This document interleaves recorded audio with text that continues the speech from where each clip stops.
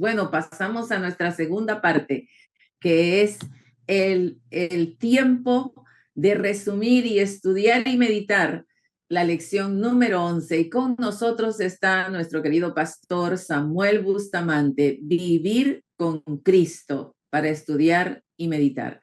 Adelante, pastor, el tiempo es suyo. Podemos iniciar con una oración. Muchas gracias.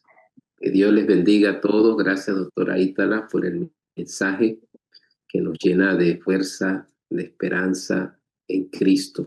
Él está al control de todas las circunstancias y debemos tenerlo en cuenta en todo momento.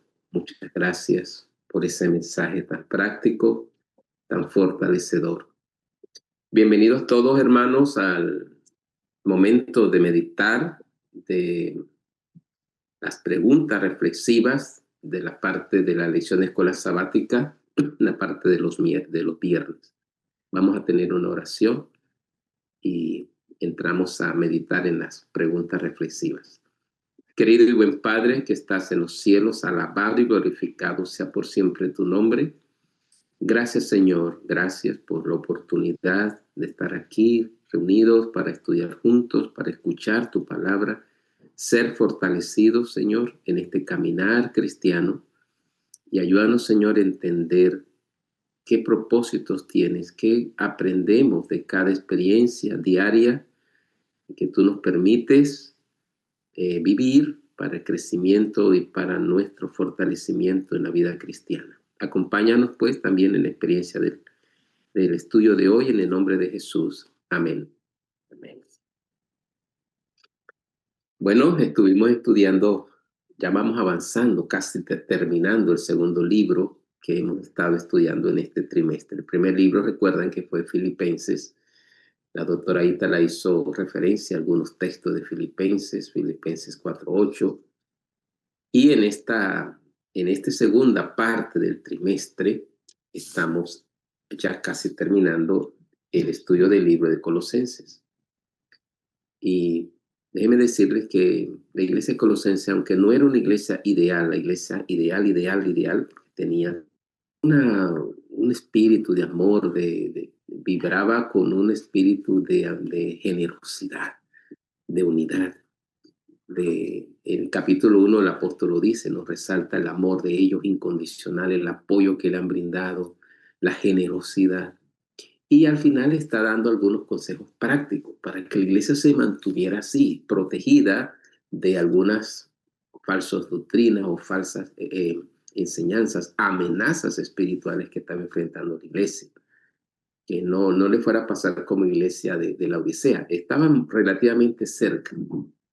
Habían 3 iglesias muy cerca, la una de la otra. Estaba Hierápolis, que estaba más o menos unos 15 kilómetros de la Odisea, pero Hierápolis está en la parte de arriba de la montaña. Allí era donde estaban las aguas termales. Todavía hay aguas termales ahí en Hierápolis. Ahí vivió Felipe mucho tiempo. 15 millas o 15 kilómetros mejor hacia abajo, bajando la montaña, está la Odisea. Y el agua de Hierápolis llegaba muy tibia en la Odisea. Pero a 12 kilómetros de la Odisea, más abajo en el valle, estaba Colosas, que es la iglesia de los colosenses, la que le escribe Pablo. Esa iglesia, esa ciudad todavía no la han excavado, está debajo de muchos escombros y unas montañas de escombros. Están apenas excavando la ciudad de Colosas. Allí estaba la iglesia, esta iglesia linda, iglesia vibrante, una iglesia amorosa, fuerte, que también recibía amenazas muy, muy fuertes y permanentes. Por eso Pablo le escribe amonestándolos, exhortándolos que se mantuvieran firmes en Cristo. Por eso es que vamos a entender ahora el capítulo 3, porque son advertencias, consejos pastorales de su pastor, aunque no había sido fundada directamente por él, pero él consideraba a él como pastor. Por eso les manda una carta y le dice a ellos que lean la carta que había escrito a la iglesia. Podían ir a caballo, en animales o caminando, que se intercambiaran las cartas, la de la Odisea en Colosas y de la de Colosas, que la leyeran en la iglesia de la Odisea. Pero vamos a leer el capítulo 3, versículo 1 al 3, que es uno de los puntos centrales de la lección, y luego vamos a los comentarios finales de las preguntas de reflexión. Colosenses 3, 1 al 3. Si pues habéis resucitado con Cristo, buscad las cosas de arriba, donde está Cristo sentado a la diestra de Dios. Poned la mira en las cosas de arriba y no en la de la tierra. Esa es una amonestación, un consejo pastoral. Manténganse enfocados, hermano, manténganse enfocados. No pierdan de vista a Cristo, las cosas de arriba, porque habéis muerto y vuestra vida está escondida en Cristo, con Cristo en Dios. Por eso el título general era ese, vivir con Cristo, porque estamos escondidos en Jesús. Cuando el Padre quiere ver a nosotros y se deja ver nuestra pecaminosidad, nuestra indignidad, nuestra humanidad caída, nuestras tendencias pecaminosas, entonces, como estamos escondidos en Cristo, estamos con Cristo, entonces cuando el Padre nos ve, lo que ve es a Cristo. A quien Él ve es a Cristo, su carácter, su justicia, su amor, su obediencia, y todo eso fue transferido a nosotros. Por eso es que una de las preguntas que vamos a analizar ahora es esa, ¿no? ¿Cómo consideramos nosotros la justificación en Cristo? Estamos con Cristo escondidos en Dios. Cuando Cristo, vuestra vida, versículo 4, se manifieste, entonces vosotros también seréis manifestados con Él en gloria. La glorificación. Aquí está el resumen del Evangelio. Aquí en los 4 primeros versículos del capítulo 3 de Colosenses está la justificación, la santificación y la glorificación. Resumen, una síntesis, pero bien resumidita, en 4 versículos de lo que es el plan de salvación. Justicia en Cristo, santificación a través del proceso de madurez escondidos en Cristo, y glorificación lo dice el versículo 4. Dice, cuando Cristo vuestra vida se manifieste, entonces vosotros también seréis manifestados con Él en gloria, la glorificación, cuando ya la presencia del pecado no será más con nosotros. En la justificación, cuando aceptamos a Cristo, a través de Cristo se nos quita el resultado, la culpa del pecado. En el proceso de santificación en que estamos, el Espíritu Santo nos ayuda a nos quita de nuestra vida la influencia del pecado. Y cuando Cristo se manifiesta en gloria, en el momento de la glorificación, quitará de nuestro corazón, de nuestra vida, nuestro cuerpo carnal, se nos quitará la presencia del pecado. Y allí, glorificados, viviremos con el Señor para siempre. Qué lindo, es maravilloso lo que dice Pablo a los hermanos de Colosas. Pero ahora quiero compartir, como es habitual, como es característico, y disculpen que yo soy muy como vinculado y me cuesta un poquito salirme del esquema, pero permítanme compartir, hermana, la presentación, para que miremos. Vamos a leer un texto, que es el texto, el párrafo que estuvimos leyendo para hoy, está aquí. Ese es el texto que vamos a leer, y luego que leamos ese texto, vamos entonces lo encontramos en el libro Hechos de los Apóstoles, la página 393. El poder de una vida más elevada, pura, permítanme, pura y noble, es nuestra gran necesidad.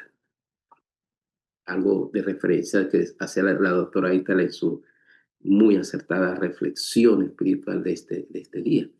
Pensar en todo lo noble, lo bueno, lo amable y lo puro. Aquí está la hermana Elena de White haciendo esta referencia. El poder de una vida más elevada, pura y noble es nuestra gran necesidad. Debería ser nuestra meta. El mundo abarca demasiado de nuestros pensamientos y el reino de los cielos demasiado poco. Oye, esto es tremendo. Mira lo que sigue diciendo. En su esfuerzo para alcanzar el ideal de Dios, el cristiano no debería desesperarse de ningún empeño. A todos es prometida la perfección moral y espiritual por la gracia y el poder de Cristo. La madurez, esa palabra perfección es madurez espiritual, crecimiento hasta la estatura de Cristo. Él es el origen del poder, la fuente de la vida. Nos lleva a su palabra y del árbol de la vida nos presenta hojas para la sanidad de las almas enfermas de pecado. Nos guía hacia el trono de Dios y pone en nuestra boca una oración por la cual somos traídos en estrecha relación con Él. Y finaliza el pensamiento en nuestro favor, pone en operación los todopoderosos agentes del cielo. Alabado sea el Señor. A cada paso sentimos su poder viviente. Tremendo esto. Esto lo encuentras en la parte del viernes. Puedes repasarlo esta tarde, mañana, porque va a ser parte del comentario final de la lección, ¿verdad? Que ustedes pueden compartir mañana. Ahora, las preguntas para dialogar son las siguientes. En estos minutitos que tenemos, ayúdenme a elaborar las respuestas a estas preguntas. Y la primera tiene que ver con la justificación de lo que les hablaba hace un momento. ¿Has experimentado la justificación por la fe? ¿Cómo transformó tu vida? ¿Cómo se relaciona la promesa de la justificación por la fe con las experiencias simultáneas de la resurrección con Cristo? Lo que acabamos de leer en Colosenses 3, 1 al 4. Justificación. Entonces, veamos primero esto, mis amados. ¿Has experimentado la justificación por la fe? ¿Cómo transformó tu vida? Aquí, como es habitual en mí, abran los micrófonos y comencemos a pensar o elaborar la respuesta a esa pregunta. ¿Has experimentado Sí, la justificación por sí, la fe? sin duda, pastor, creo que todos los que estamos acá tenemos una Permítame, experiencia, ¿no? bien, permítame Personal. ponerme aquí porque mi audífono. Ok, ahora sí, adelante, Paulita. Sí, pensaba que sin duda que en alguna situación todos hemos sentido, ¿no?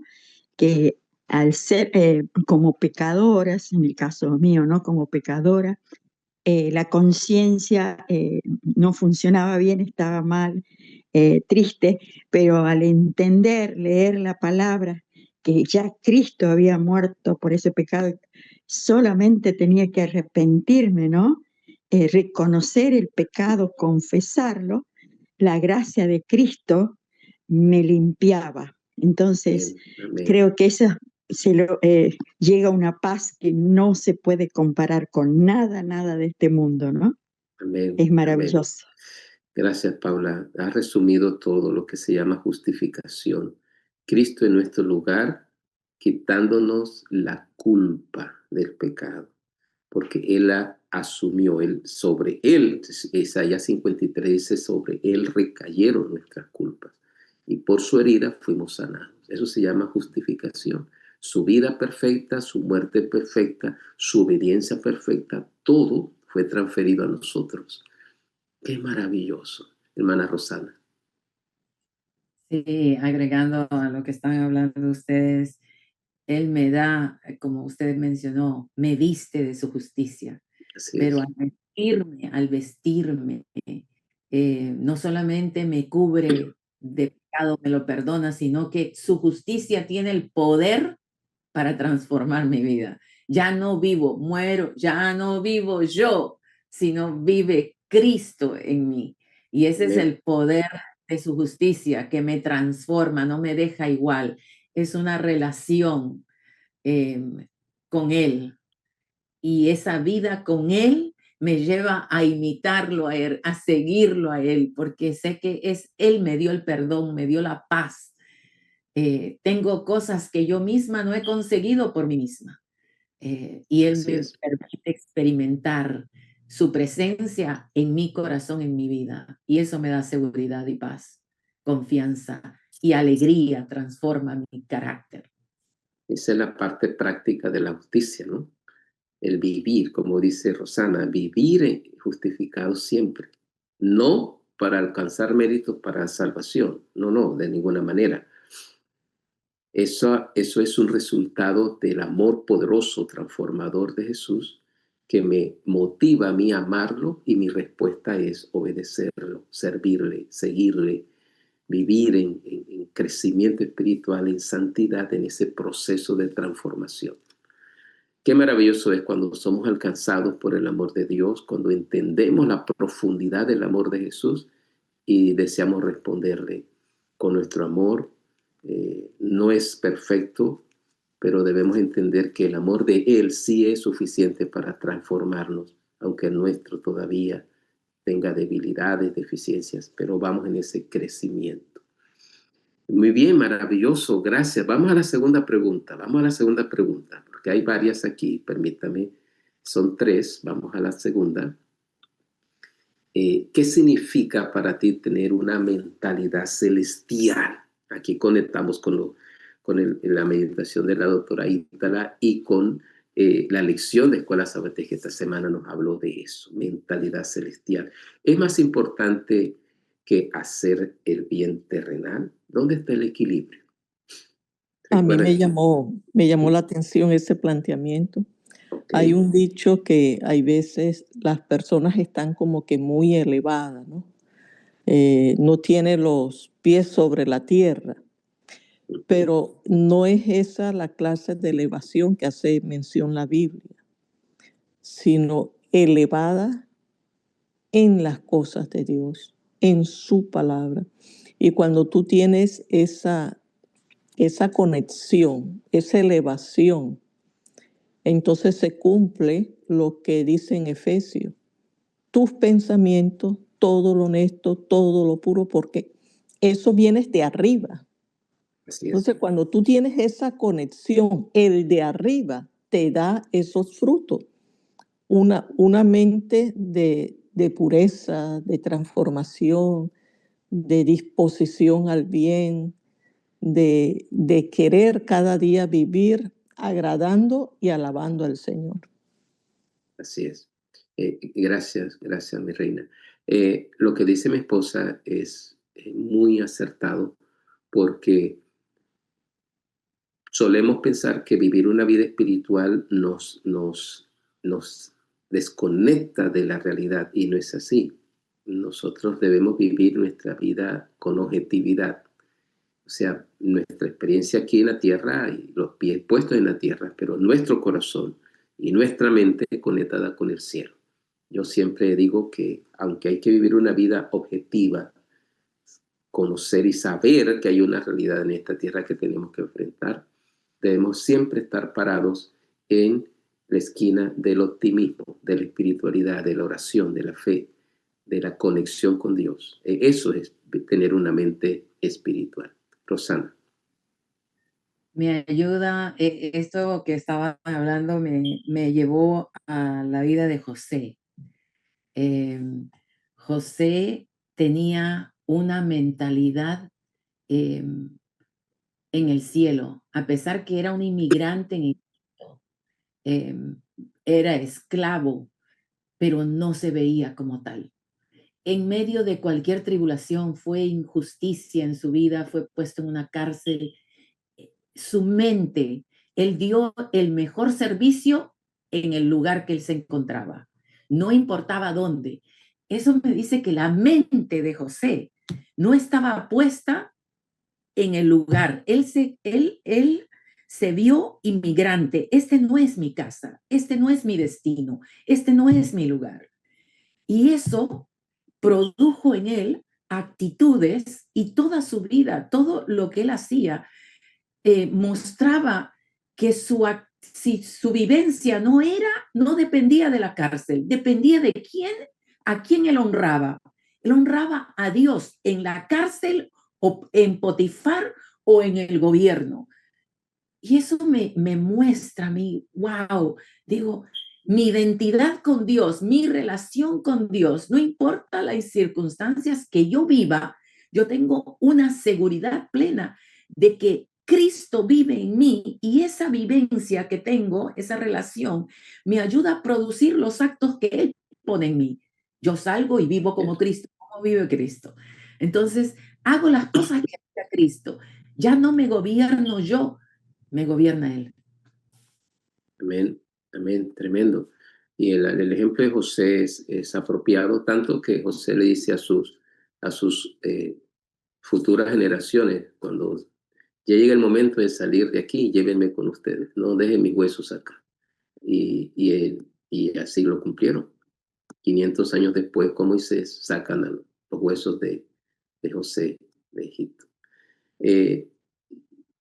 Nosotros no somos de este mundo. Hemos resucitado una vida diferente, una vida nueva. Y la lección lo enfatiza. La lección dice en el capítulo 2, dice que resucitamos con Cristo, o sea, su resurrección. Ya no la circuncisión, ya no ese cortar el prepucio y una marca que tenían los hombres en Israel. No, ya no es eso. Ahora es el bautismo, y a través del bautismo morimos y resucitamos, dejamos ya la vida anterior. Y él se lo enfatiza a los hermanos: ya ustedes murieron en Cristo, hermanos, ya ustedes fueron bautizados, ustedes tienen una nueva vida.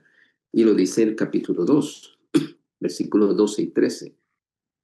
Encontramos estos textos en referencia en la lección. Dice: con él fuiste sepultados en el bautismo, y en él fuiste también resucitados por la fe en el poder de Dios, que lo levantó de los muertos. Y a vosotros, estando muertos en pecado y en la incircuncisión de vuestra carne, os dio vida juntamente con él, perdonando todos vuestros pecados. Eso se logró a través de la muerte con Cristo en el bautismo, aceptando la muerte de Cristo y muriendo con Cristo. Ahora ya Satanás no tiene ningún argumento, mis hermanos. ¿Usted entiende la dimensión de esto? Por eso es que nosotros fuimos bautizados, y por eso es que Jesús enfatizaba el bautismo, y por eso fue que en la gran comisión Él nos incluye en la comisión que debíamos bautizar en el nombre del Padre, el Hijo y el Espíritu Santo, porque es fundamental la figura del bautismo. Satanás dice: Samuel tiene que morir. Pues yo morí. No, que no es suficiente. Acepté la muerte de Cristo y esa sí es suficiente. Yo morí con Cristo a través del bautismo y acepté la muerte eterna de Cristo a través del bautismo, pero no me quedé allí. Y Cristo tampoco se quedó allí. Resucité. Y resucité para vida eterna, resucité para otra vida transformada. Ya no hay condenación. Ya el acusador de los hermanos no nos puede acusar. No tiene argumentos para acusarnos. ¿Por qué? Porque ya nuestra vida es nueva en Cristo. A través del bautismo, y no de la circuncisión, del bautismo y de la resurrección, tenemos vida nueva en Cristo Jesús. Ya se terminó todo argumento contra nosotros. Y el apóstol Juan dice: y si alguno llega a volver a cometer un pecado, abogado tenemos para con el Padre. Estas cosas os escribo para que no pequéis. O sea, nosotros podemos vivir como pecadores, con una necesidad de la justicia de Cristo permanente. Podemos vivir lejos del pecado. Se puede vivir lejos del pecado. Ese es el plan de la santificación, claro. Aunque necesitemos la justicia de Cristo, necesitamos su gracia, su perdón y su vida perfecta en nosotros. Es lo único que nos justifica. Pero aunque todavía necesitamos su gracia, podemos vivir lejos del pecado. Eso es el poder de la resurrección y el poder de Cristo en nuestra vida. Vamos a la última pregunta, y con esto vamos a terminar nuestro análisis. Ya tenemos el tiempo justo para la última pregunta, y es la siguiente. Aspectos. Piensa en la forma de adoración, en las alabanzas.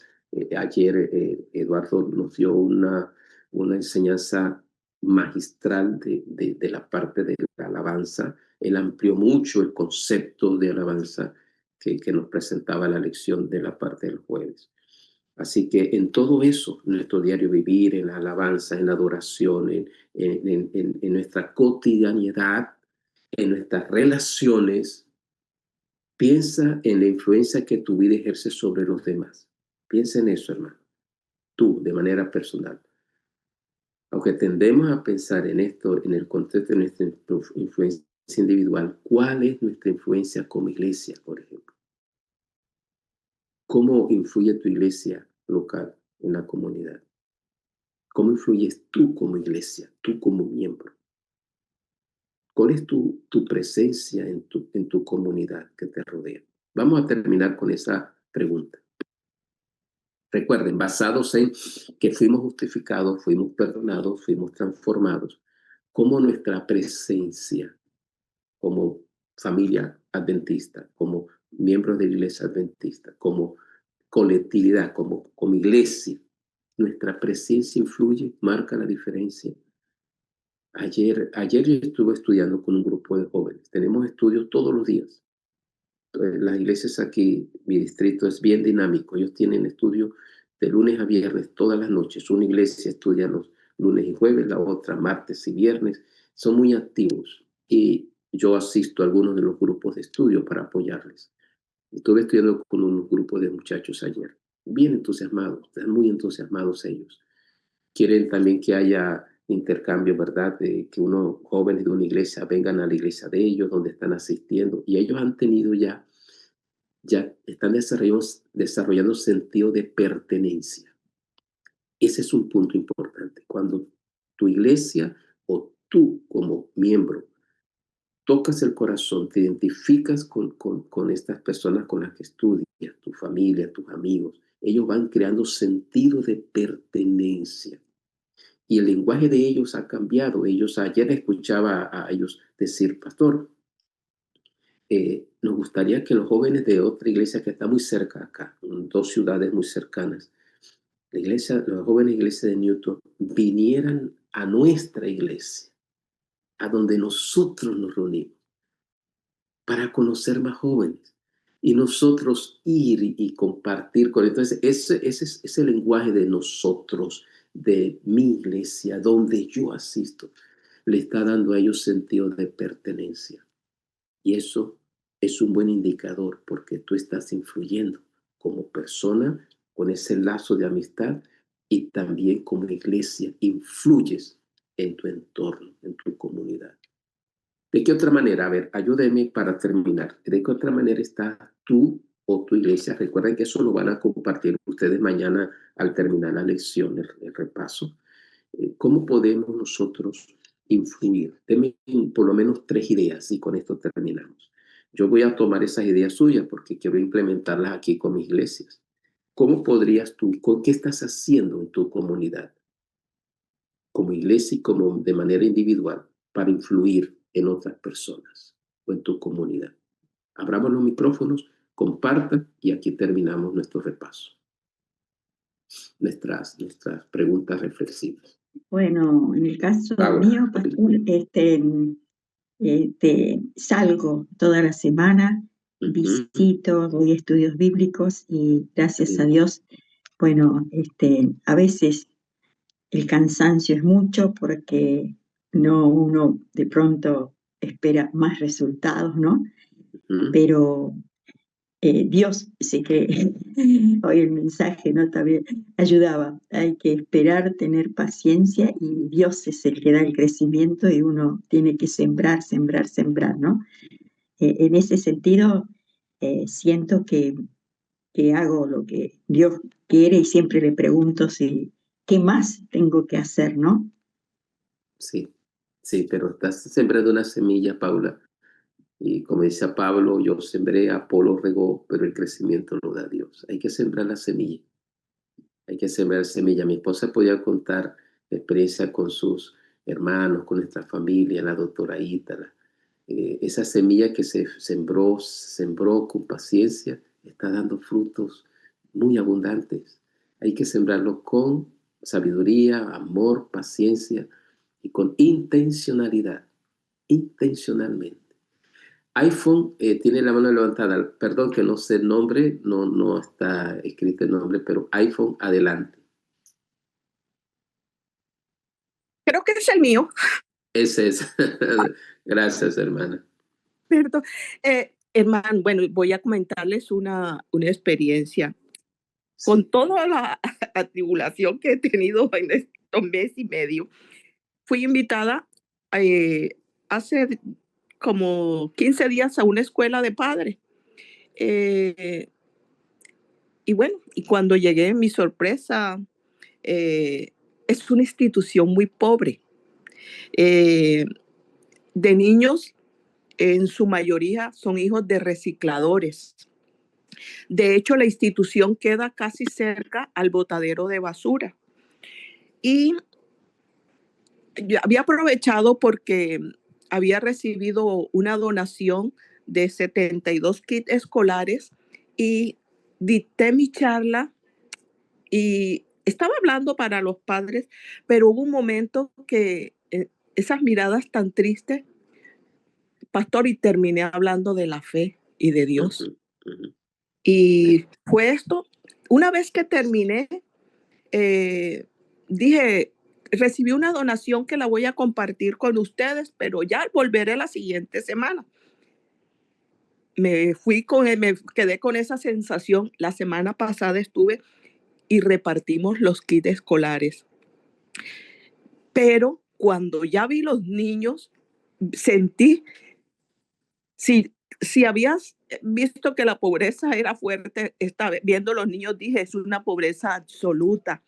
Empezamos a entregar los kits escolares, solo llevaba 72 y me quedé con la sensación de una cantidad de niños quedaron llorando porque a estas alturas del partido ni siquiera tienen un cuaderno.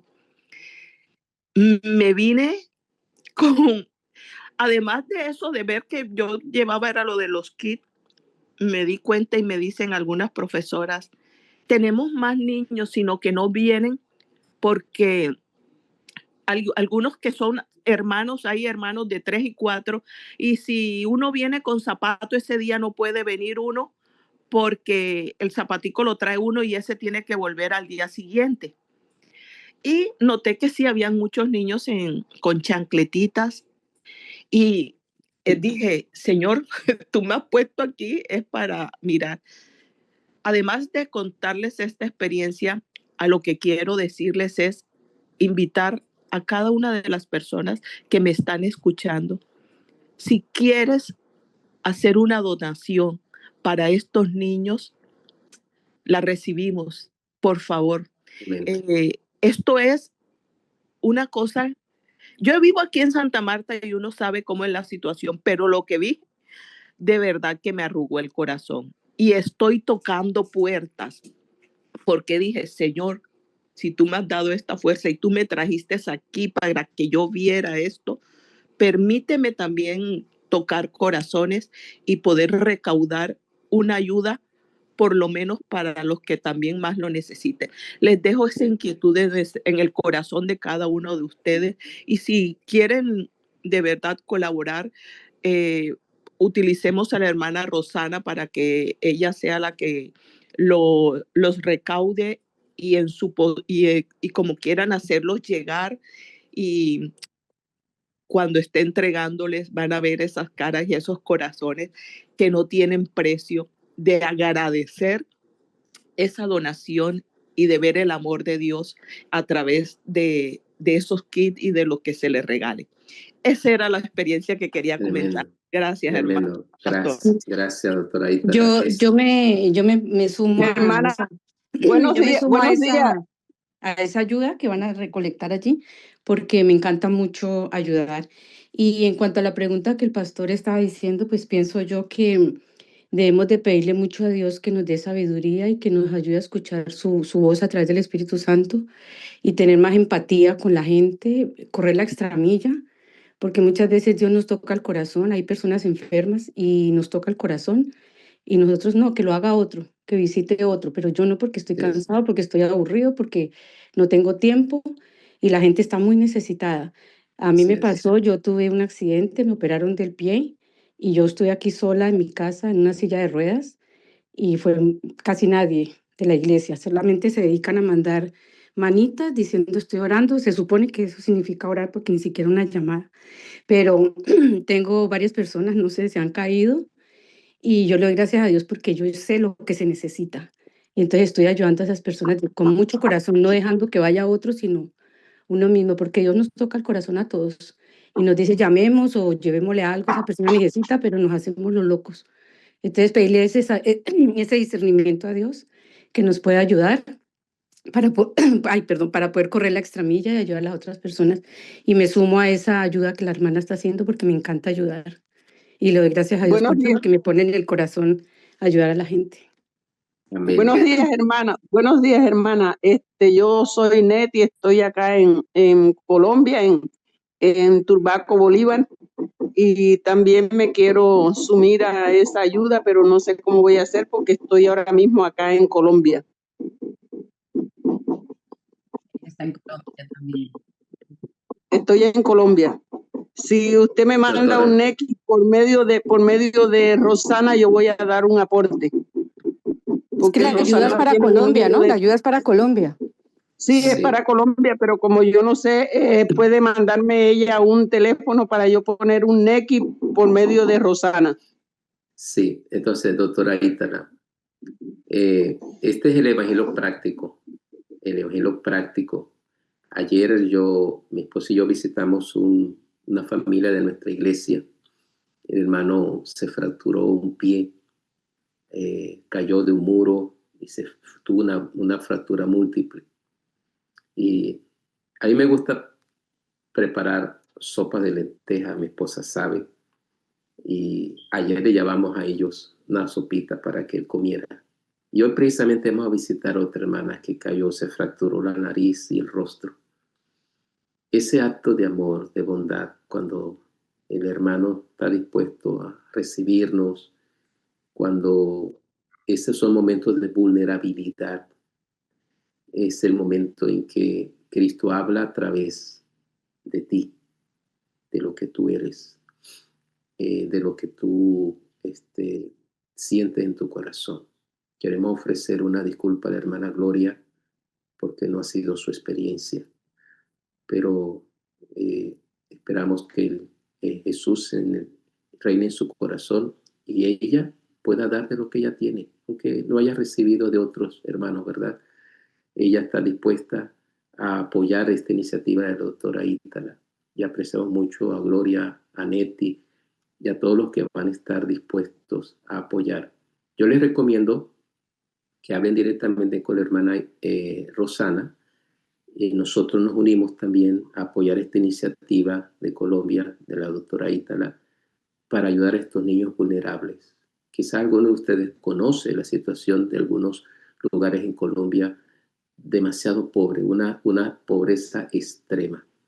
El hermanito va hoy con los zapatos, pero ya él no puede regresar mañana a la escuela porque el otro hermanito se pone los mismos zapatos de su hermanito para ir al día siguiente a la escuela. Y tienen que compartir esto. Algunos van con su estomaguito sin nada de comer. Lo único que van a la escuela no solamente a estudiar, sino a comer una sola comida en el día. Entonces, estos casos extremos es ahí donde se ve el amor práctico del que habla el apóstol. Así que, doctora Ítala, gracias por haber motivado, incentivado y compartido esta experiencia práctica de lo que es el amor cristiano, el amor práctico que el Señor Jesús pone en nuestro corazón. Contacten a la hermana Rosana, ella les podrá dar toda la información. Los que están en Colombia pueden hacer el contacto con la doctora Ítala, los que están en los otros países, canalizar esa ayuda, sea en Argentina, en Chile, en Perú, en Ecuador, aquí en Estados Unidos, en Europa, canalizarlo a través de la hermana Rosana. Pero vamos a unirnos a apoyar a estos niños, se lo merecen. Y gracias a la doctora Ítala por compartir esta necesidad. Y como equipo, yo creo que podríamos, como iglesia virtual, adoptar esta iniciativa como parte de nuestros proyectos, hermana Rosana. Le dejo esa idea. Podemos adoptar a estos niños o esta iniciativa de la doctora Ítala y su familia, con su esposo y sus hijos, para que el grupo pueda apoyar de manera grande esta iniciativa. Dios les bendiga a todos. Muchas gracias por este espacio del estudio de la lección. Vamos a orar y dejamos para que puedan concluir la programación. Amén, amén. Oremos. Querido Padre y buen Dios, gracias por poner en nuestro corazón la nobleza de servirte. No lo hacemos, Señor, debidamente. A veces no alcanzamos las expectativas de otros hermanos, pero siempre queremos alcanzar tu expectativa. Hay mucha gente necesitada allá afuera. Hay hermanos de iglesia que han sufrido enfermedades, accidentes, como contaba la hermana Gloria. Niños que tienen tanta necesidad, Señor. Son infantes, son pequeños, Señor, son vulnerables, como contaba la experiencia de la doctora Ítala y el servicio social que ellos están prestando a esta escuela. Señor, hay tanta necesidad. Gracias por la respuesta de nuestros hermanos. Permítenos vivir un evangelio práctico, compartir el mensaje de forma práctica y llegar a corazones que van a recibir tu mensaje y van a abrir su corazón a la influencia de Jesús y el plan de salvación. Gracias, Señor, por llamarnos a ser luz en este mundo. Y gracias porque tú nos llamaste, tú nos transformaste, tu justicia es suficiente para nuestro perdón y salvación. Y ahora capacítanos para servirte cada día mejor. En el nombre de Jesús. Amén.